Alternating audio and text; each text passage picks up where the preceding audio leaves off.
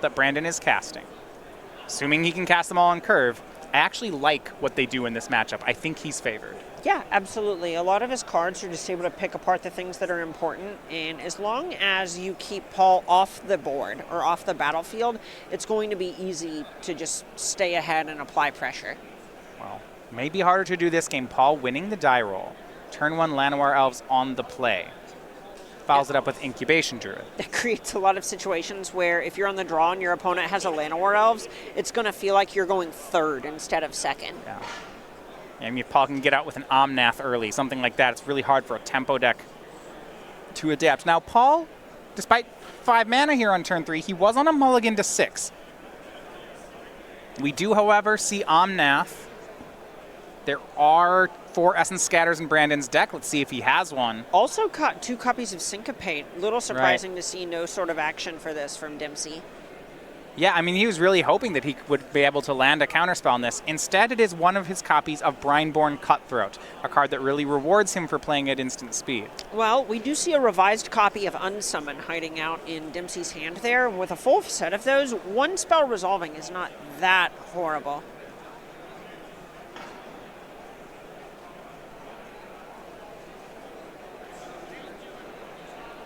Land enters the battlefield, Omnath into a 4/4. We see the Brineborn Cutthroat blocking Incubation Druid. Another Cutthroat flashed into play, and an Unsummon. So the Cutthroat's growing, the Incubation Druid back in Paul's hand. In a lot of ways, this is what we were talking about when we were saying keeping things off the battlefield. Right. That was Muller's whole entire 5th turn. And a swing back. And I like this from Brandon. It's not about controlling, it's about racing. Now that out of nowhere he has 5 power, he will attack, and suddenly the game's tied, 15 apiece. Yeah, Omnath is kind of just a big idiot once it's in play. Yeah, those Cheeto hands just don't do anything after he's on the battlefield. How could you do this to me? He needs to reach those things out there and grab these Cutthroats. I made a bad joke, Matthias. Let's let it die, please. Incubation Druid, recast. A land puts another counter on the Omnath. See if Paul wants to try to race back or shore up. That's what I'm looking for here. Oops. Well, that's interesting. He says go. Brandon just flashes in Frilled Mystic, not countering anything. Right, this is mostly just to grow those merfolk. The Cutthroats to 4/4 and 3/3. Right. They're not big enough yet to swing through Omnath. Well, but they're getting one there. of them is a 5/4.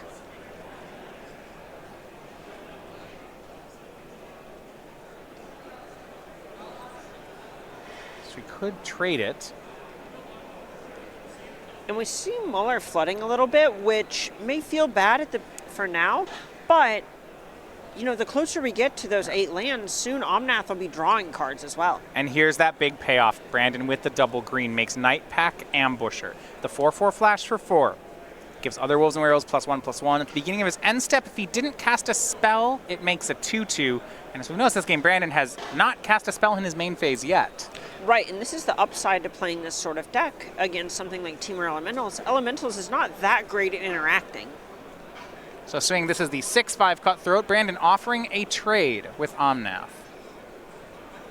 I like this. He waited, I think, until 5 Toughness, because what he didn't want was a double block with Llanowar Elves, an Incubation Druid, and an Adapt. Exactly. See how Paul wants to block. Will he trade away the Omnath? Looks like he will. And it looks like here he's not really wanting to offer up this Incubation Druid because that keeps draws like Hydroid Crisis so much stronger. Right. And Omnath is not doing that much on the battlefield as it stands. Double block with Incubation Druid and Omnath. Some good respect for something like Dive Down. Now, Simic Flash typically does not play the spell, but...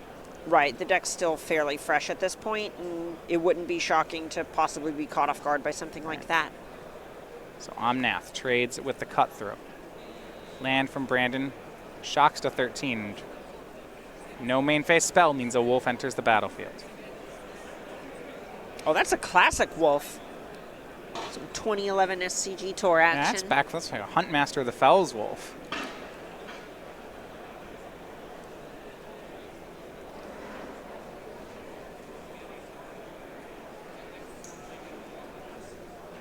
4 mana from Paul. Omnath comes back. Or not. Sinister Sabotage. Counter spell for the creature. Counter on Brineborn Cutthroat. And milling at Hinterland Harbor really just makes it feel like that card had a loot attached to it. Yeah, it just drew a card. For sure.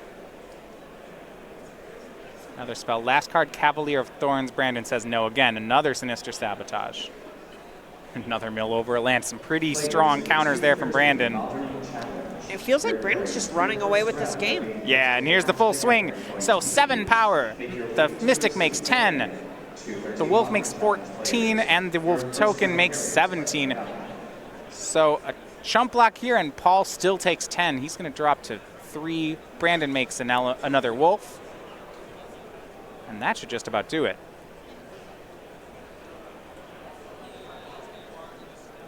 Brandon turning the corner really well here. Did we see a Hydroid Crisis? That's about what it takes to get back in this game. 6 mana from Paul. It is. Okay. This is the card. If he has a card that does it, this will be it. Yeah, this is the one. Gain 2, draw 2. Llanowar Elves. And another Frilled Mystic from Dempsey. Paul at 5. We see 6 attackers. Staring down, dead on board. Yeah, 4 get through, and they're all bigger than 1 power. Yeah, that's still lethal. Paul picks up the cards. Nothing, yeah, shake of the head. Nothing to be done there for Paul Muller.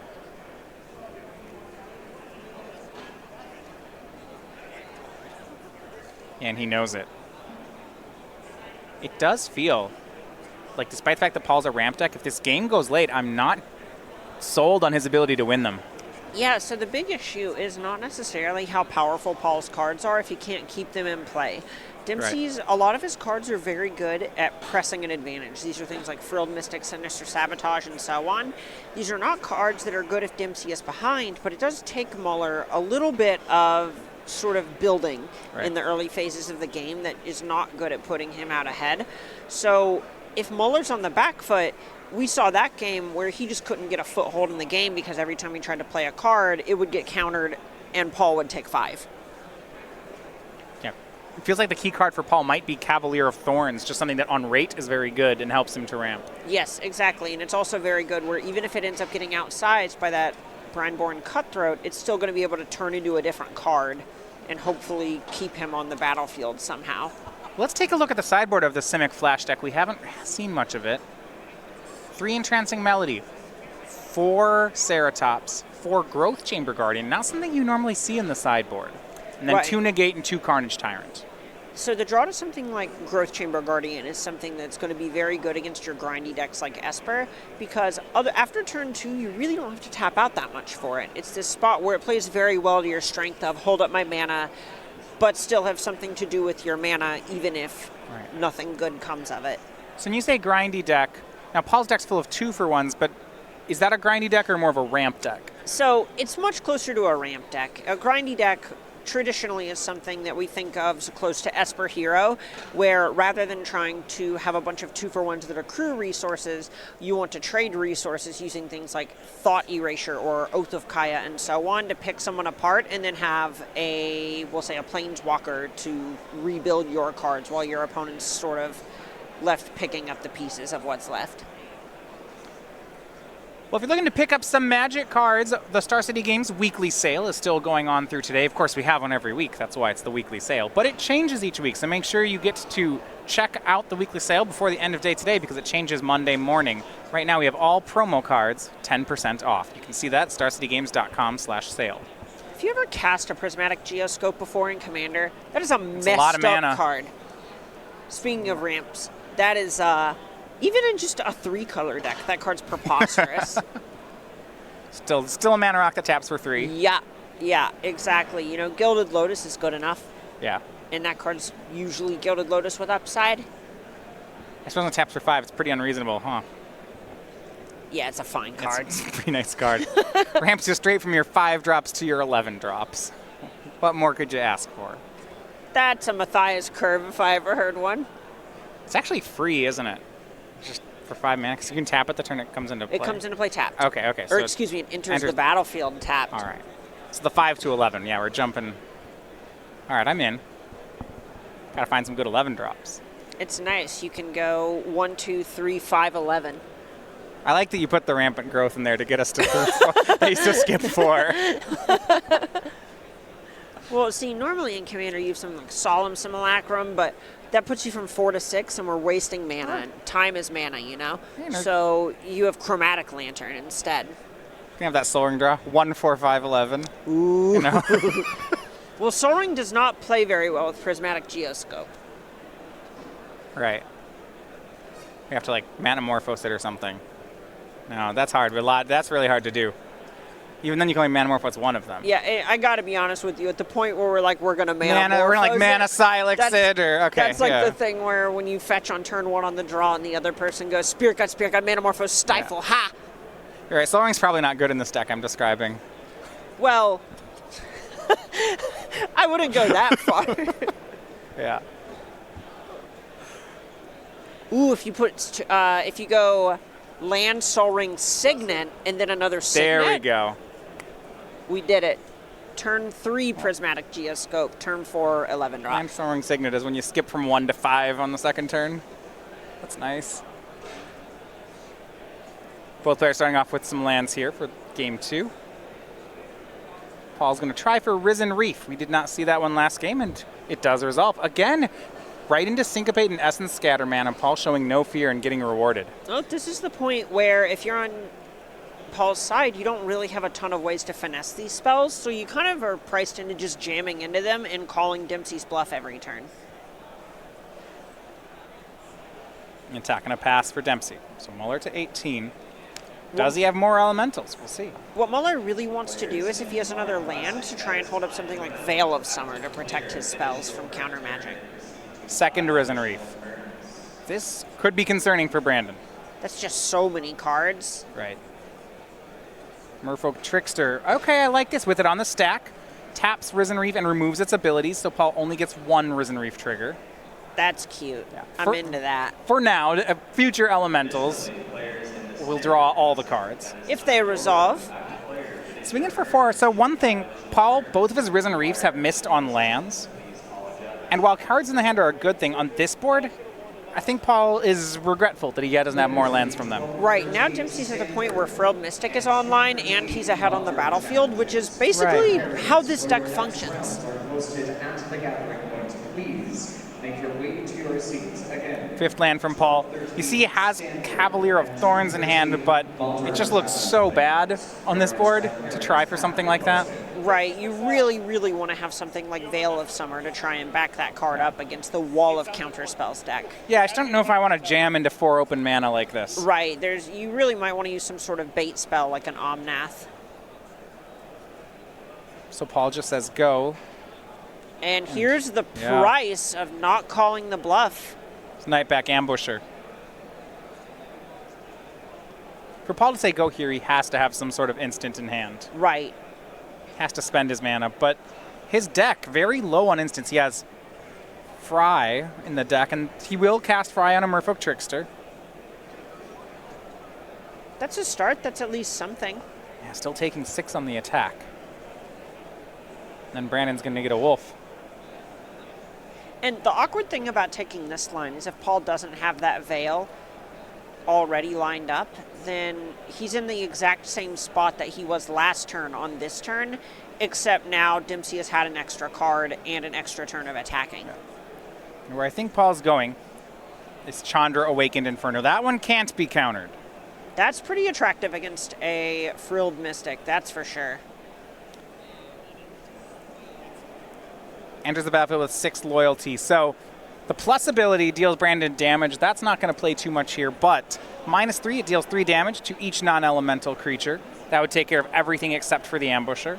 Or -4, he could deal 4 to an Ambusher. And so here's the blowout. He goes -3, tries to deal 3 to each non-elemental, and Brandon flashes in another Ambusher that saves the Wolf token. Oh, no. So now it's 14 power on the board. Here's an unsummon of a blocker, a swing in, and even if Paul blocks the biggest That's one, he takes lethal. 9. That's the game and the match. Brandon Dempsey, what a turnaround. And Paul just has to extend the hand. Good grief. That was preposterous. So the only safe way for him to play that is to -5 on the ambusher. I just don't see that. There's no way. That's just not the line. That's because then you just throw your Chandra or both of your Risen Reefs away to chump blocks during the next turn. And Brandon Dempsey, Simic Flash picking up the win. Paul Muller now is going to have to wait and see if he can still top 8. It is his 4th loss of the day today. It's been a rough Sunday for Teamer Elementals. And, that's exactly why Simic Flash is so well positioned this weekend. We saw right there the Teamer